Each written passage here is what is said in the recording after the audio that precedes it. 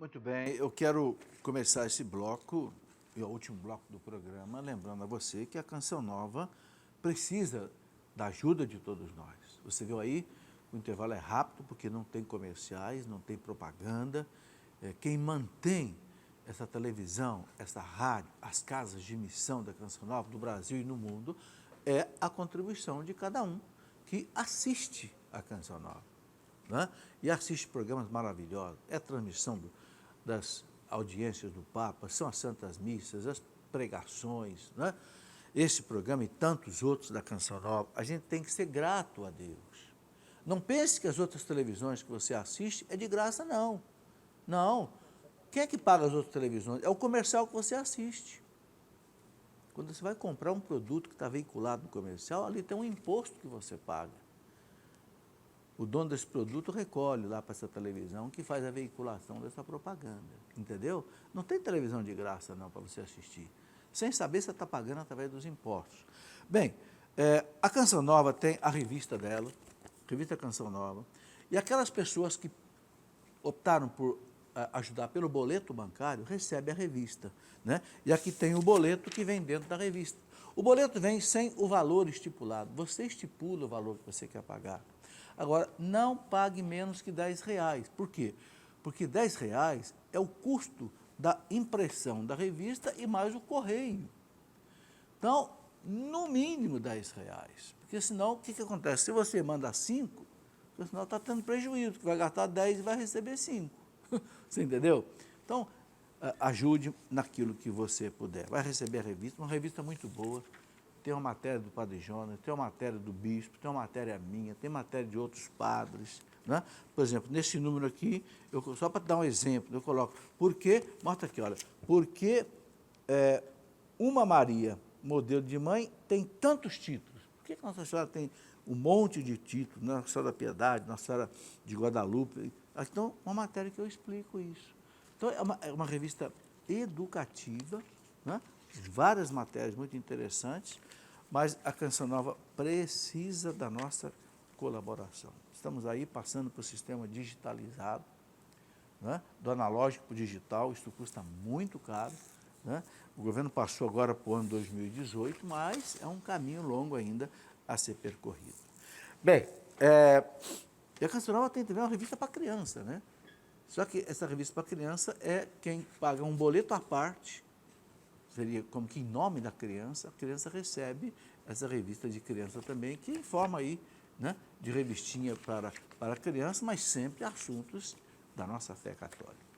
Muito bem, vamos continuar rapidamente aqui a nossa matéria, e depois eu quero ver se dá tempo de responder algumas perguntas sobre a confissão que chegaram aqui. Os efeitos do sacramento da confissão. Catecismo, no parágrafo 1496, veja como o catecismo é importante. Né? Diz assim, os efeitos espirituais do sacramento da penitência conforme o catecismo. Vamos lá. São, primeiro, reconciliação com Deus, e a pessoa recobra a graça de Deus. O que é a graça de Deus? É a presença de Deus na alma. Tem coisa melhor? Então, a confissão devolve o estado de graça, né, para a pessoa. Segundo, faz a reconciliação com a igreja, porque o pecado fere também a igreja. Nós somos membros do corpo de Cristo. Não é? Esse dedo aqui é minha mão. Se eu cortar esse dedo, o corpo inteiro vai sofrer, não vai? Claro que vai. É assim, um pecador que peca, toda a igreja sofre. Então, por que você confessa com o ministro da igreja para você se reconciliar com a igreja? Entendeu? Porque o pecado ofende a Deus e ofende a igreja e prejudica você. Então, reconciliação com a igreja. Terceiro, a remissão da pena eterna. O que é a pena eterna? O inferno. Ok? Devido aos pecados mortais. Então, se a pessoa está em pecado mortal, morre em pecado mortal, sem confissão, sem arrependimento, ela se perde. Então, a confissão livra você dessa pena. Né? Veja, não estou colocando nada na minha cabeça. Isso aqui é do catecismo da Igreja Católica. Tá? O que mais? A remissão, pelo menos em parte, das penas temporais, sequelas do pecado. O que são essas penas temporais? É aquilo que a gente cumpre ou aqui nessa vida ou no purgatório. O pecado mortal, ele gera duas coisas. Ele gera a culpa e gera a pena. A pena, o que é? É a consequência negativa que o pecado deixou.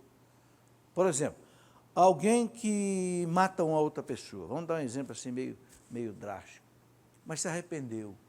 Ótimo, se arrependeu, mas ficou um prejuízo. Uma coisa é a culpa, em que você é perdoado na confissão, outra coisa é a pena que você tem que cumprir, porque você provocou um estrago na vida daquela família, tirou a vida de uma pessoa. Então, isso você cumpre, esse estrago que o pecado faz em você, faz nos outros, você cumpre ou nessa vida, que a igreja chama de indulgências, né? Ou no purgatório. Entende? Então, a confissão, diz o catecismo, elimina também, pelo menos em parte, essas penas. Tá? Depois, paz e serenidade da consciência. É uma coisa maravilhosa. Quando você se confessa, pior pecado, você tira aquele peso da consciência. 6, o acréscimo de forças espirituais. Então, a confissão, além de perdoar os pecados, te dá força. Para quê? Para você não voltar a pecar. Ok? Indulgência plenária a cada dia. O que é indulgência? O catecismo, quando fala da confissão, fala também da indulgência. Indulgência é o seguinte, é a eliminação da pena, que chama de pena temporal, causada pelo pecado. Eu expliquei que o pecado tem duas consequências. A culpa, que é perdoado na confissão, e a pena.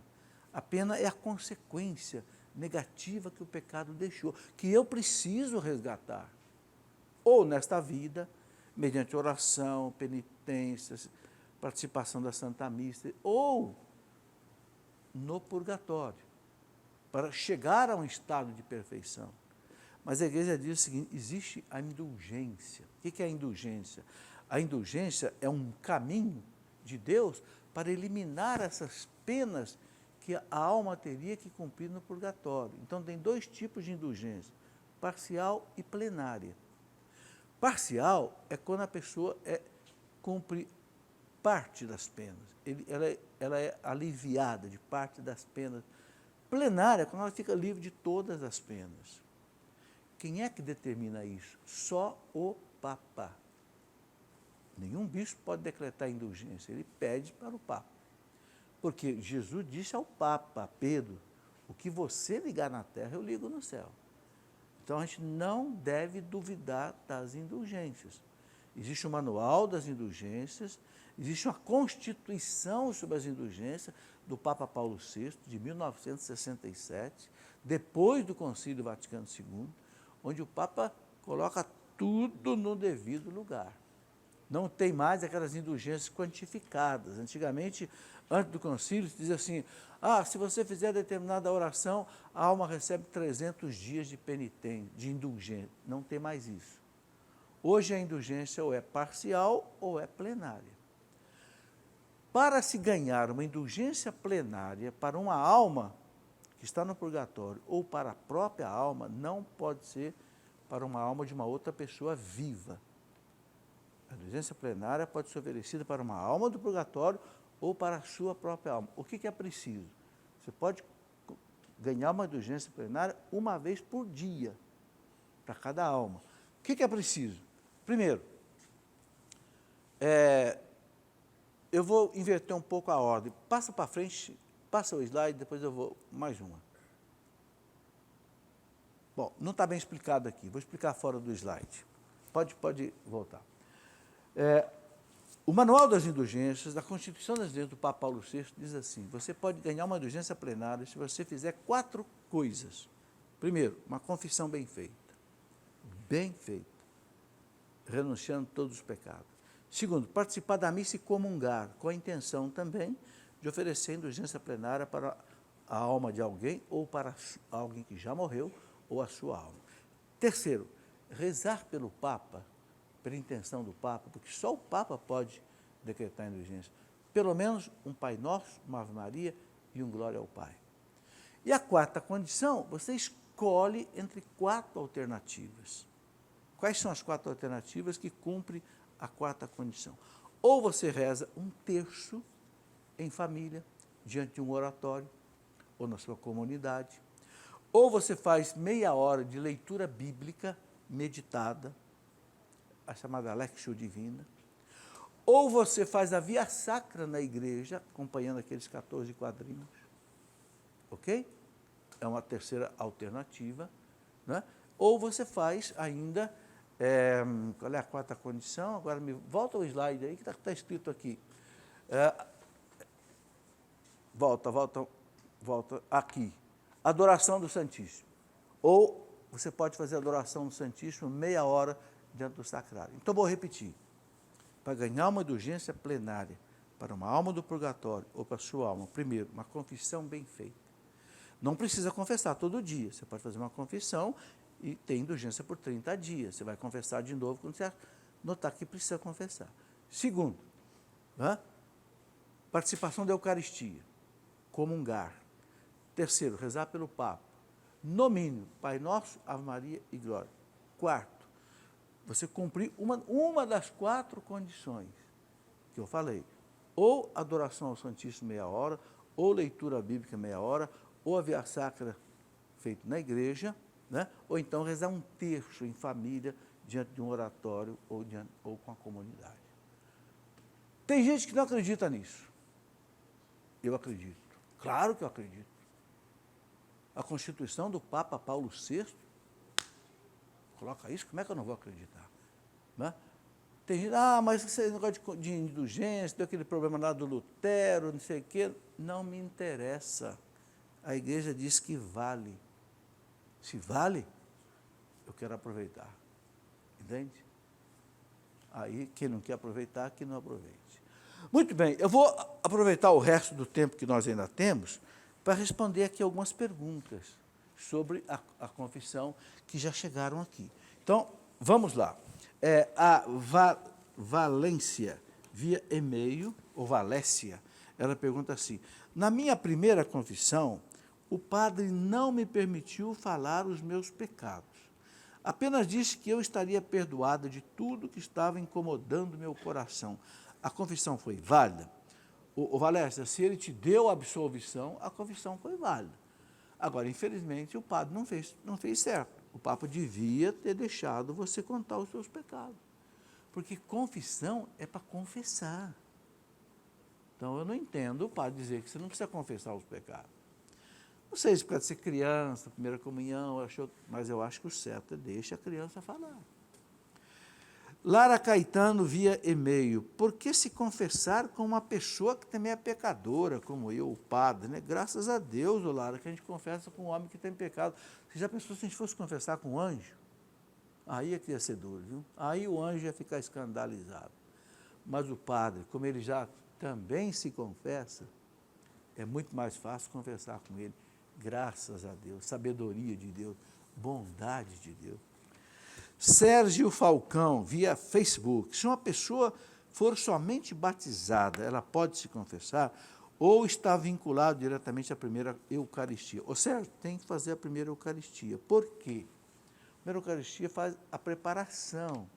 Então, vai estudar os sacramentos, vai estudar o credo. Então, até vai aprender por que se confessa. Então, a primeira Eucaristia, né, está ligada com também a preparação da primeira comunhão e da confissão. Everton Barros, via Facebook: o não cumprimento da penitência quebra a eficácia do sacramento? Não. Se o padre deu a absolvição, deu uma penitência, você não cumpriu a penitência, você está cometendo uma falta, mas os seus pecados que o padre absolveu estão absolvidos. Se você se arrependeu, se você confessou, agora você está em dívida aí com a igreja. Né? Aí é bom que você cumpra essa penitência ou numa outra confissão você conte isso. E o sacerdote vai acertar isso aí com você.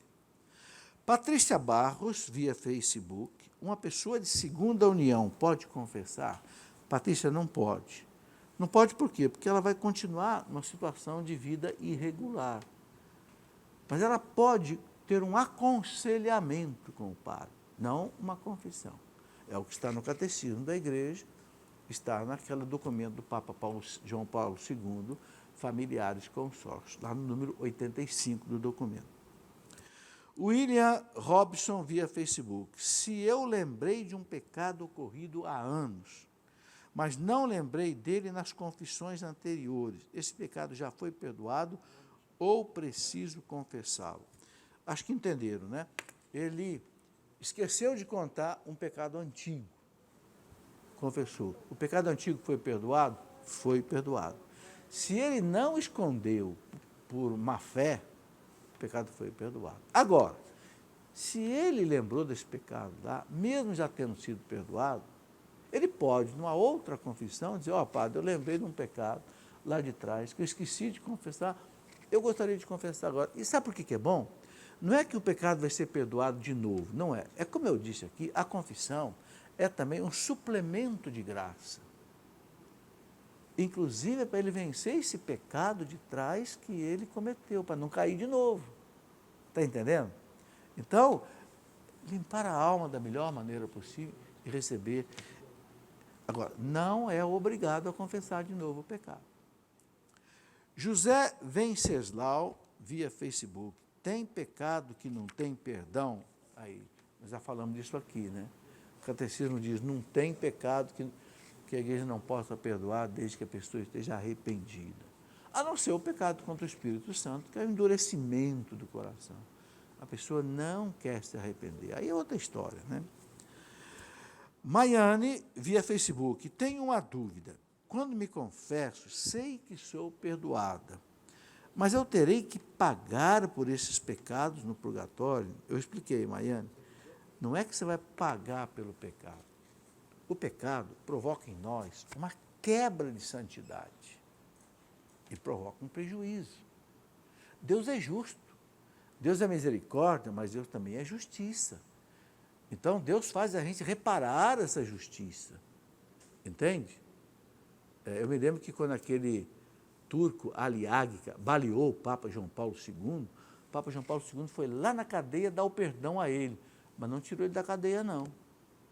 Você tem que cumprir a pena. Você está perdoado, mas você vai cumprir a pena para você mudar de vida, entendeu? Então, a pena é isso. Então, você sai perdoada da confissão. A confissão elimina a culpa, ou seja, a ofensa a Deus. Mas fica um prejuízo para a sua alma em primeiro lugar. O que a alma faz no purgatório? Ela atinge o estado de santidade, para poder entrar em comunhão com Deus. Porque Deus é 3 vezes santo, então ninguém pode entrar na comunhão com Deus se não tiver a alma totalmente santificada, né? Eu já falei do purgatório aqui, aliás, eu tenho um livro, vou citar por aqui, sobre o purgatório, o que a igreja ensina, né, do purgatório. Tem inclusive uma coisa muito bonita nesse livro, que é o Tratado do Purgatório, escrito por uma santa da igreja, Santa Catarina de Gênova, que morreu em 1571, ela escreveu o Tratado do Purgatório. Durante a vida dela, ela disse que viveu na Terra uma verdadeira situação de purgatório durante 2 anos. Tereza, via e-mail, queria me confessar no confessionário. E na igreja que eu fui, as pessoas estavam se confessando no meio da igreja. Eu fiquei constrangido e voltei para casa. O que o senhor acha? Posso pedir para confessar no confessionário? Claro que pode, Tereza. Aqui só para colocar aqui o livro do purgatório, né? É esse livro aqui, o que a igreja ensina. Então aqui você vai poder entender melhor. Olha, a Tereza está perguntando aqui se ela pode confessar no confessionário. Pode, é um direito. E eu vou mostrar que isso é direito. Eu estava lendo. O Código de Direito Canônico, a partir do cano 959, dá as normas sobre a confissão. No número 964, olha o que diz o Código. Diz assim: o lugar próprio para ouvir confissões é a igreja ou oratório. Quanto ao confessionário, estabeleçam-se normas pela Conferência dos Bispos, cuidando-se, porém, que haja sempre, em lugar visível, confessionários com grades fixas entre o penitente e o confessor, dos quais possam usar livremente os fiéis que o desejarem. Então, vejam bem, a igreja obriga que em toda a igreja haja um confessionário. O padre entra lá dentro, ele não vê o rosto da pessoa, tem aquela grade, né, que é de furinho, só para ele escutar a voz, para que o penitente fique mais à vontade. Então, olha, hoje, normalmente, as pessoas confessam com o padre cara a cara, né? Mas isso só começou a acontecer depois do Concílio Vaticano II. Mas a pessoa que quiser confessar no confessionário, viu, Tereza? Pede para o padre e vai lá para o confessionário. Eduardo Natali, de Rio Doce, em Minas Gerais, via e-mail. Queria saber por que alguns pecados devem ser confessados com o bispo. Não é que deve ser confessado com o bispo, são aqueles 7 pecados que eu falei, que o bispo levanta a excomunhão. Mas só que os bispos normalmente já dão esse poder aos sacerdotes. Então não precisa ir ao bispo. O próprio sacerdote, no caso de aborto, no caso de alguém que profanou a Eucaristia, o próprio sacerdote levanta a excomunhão, suspende a excomunhão e aí confessa a pessoa. Hilton César, de Parnaíba, no Piauí, via Facebook. É normal sentirmos vergonha para confessar? É normal, Hilton. É normal, sim. Eu fico com vergonha também. Mas confesso, com vergonha mesmo. Fique meio vermelhinho, se for preciso, mas confesse. Né? A gente não tem vergonha para pecar. E Deus viu. A gente devia ficar mais com vergonha de pecar, porque Deus é onipresente. Né? É mais duro estar diante de Deus do que estar diante do ministro de Deus. Então, é normal sim, sabe? Por que isso acontece? Acontece porque a gente, de certa forma, a gente é meio humilhado, né? Você dizer para o padre, olha, padre, eu fiz isso de errado. Mas é uma santa humilhação, né? São Francisco de Sales dizia assim, a gente só se torna humilde se a gente for humilhado. Só que é uma humilhação que não machuca a gente. Por quê? Porque o padre não vai sair debochando da gente, o padre não vai sair contando o pecado da gente para ninguém, o padre não vai usar o pecado da gente para fazer alguma coisa. Então, é uma humilhação sadia, sagrada. Né? Okay? O que devo fazer para perder essa vergonha sempre que vou confessar? Ora, para perder essa vergonha, tem que pedir a Deus. Senhor, me dá coragem, me dá... Né? Não se confesse se for para esconder algum pecado. É melhor não confessar. Se for para confessar, conta tudo para o padre. Porque a pessoa que vai confessar e esconde um pecado, ela comete um outro pecado que a igreja chama de profanação do sacramento. Né? É uma profanação do sacramento. Então, não pode. Então, é melhor não confessar do que esconder um pecado. É um sacrilégio a profanação do sacramento. Entende? Vai com coragem, não tenha medo não. O padre está careca de ouvir tudo que é tipo de pecado. Não tenha medo, entende? Você sai dali perdoado por Deus, quer coisa melhor? Né? Eu tinha um amigo meu, eu era diretor da faculdade, tinha um funcionário que eu perguntava assim para ele, como é que vai, César, tudo bem? Ele dizia, professor, tudo bem, tirando as dívidas, os pecados e as doenças. Eu dizia, rapaz, dívida é duro, que o banco cobra juros e correção monetária, mas pecado, o padre não cobra nada. Vai lá que é de graça. Né? A doença, você tem que ir na farmácia. Né? Que mais? Maria Gilca Meireles, de Salvador, na Bahia, via telefone, ela colocou assim, a indulgência só pode ser aplicada às almas do purgatório ou também pode ser para a pessoa que reza? Pode. Já expliquei. A indulgência ou é para a alma de alguém que já morreu, ou é para a própria alma da pessoa. Não pode ser para a alma de uma pessoa que está viva. Eliana Braga, pronto, terminou o tempo, mas tem a última pergunta. Eliana Braga, São Paulo. Minha irmã faleceu no ano passado. Se ela estiver no purgatório e eu oferecer uma indulgência plenária por sua alma, ela poderá alcançar o céu? Eliana, a igreja diz que sim. O que pode acontecer é da gente não cumprir as exigências direito. Por isso, a igreja diz assim, você pode oferecer várias indulgências plenárias para a mesma alma. Entende? Aí fica mais garantido. A igreja diz que sim. Não sou eu que estou dizendo, a igreja diz que sim. Muito bem, chegamos ao final do programa, quero mostrar esses 3 adesivos aqui, que tem aqui na Canção Nova, adesivo para você colocar no seu carro, da Virgem Maria, de Nosso Senhor, a face de Cristo, né? E esse adesivo que eu mandei fazer, não corra, não mate, não morra, nós somos todos irmãos, muita gente está morrendo no trânsito, né? Que tal pregar isso na sua moto, pregar isso aí no seu carro, quem sabe até na vitrine de uma loja, né? Não corra, não mate, não morra, nós somos todos irmãos.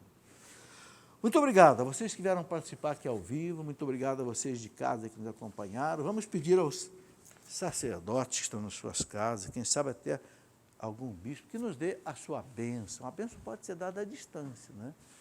Eu encontro com muitos padres, eles falam, olha, eu dou a bênção lá, viu? No final do programa. E essa bênção, como ela é um sacramental, não é sacramento.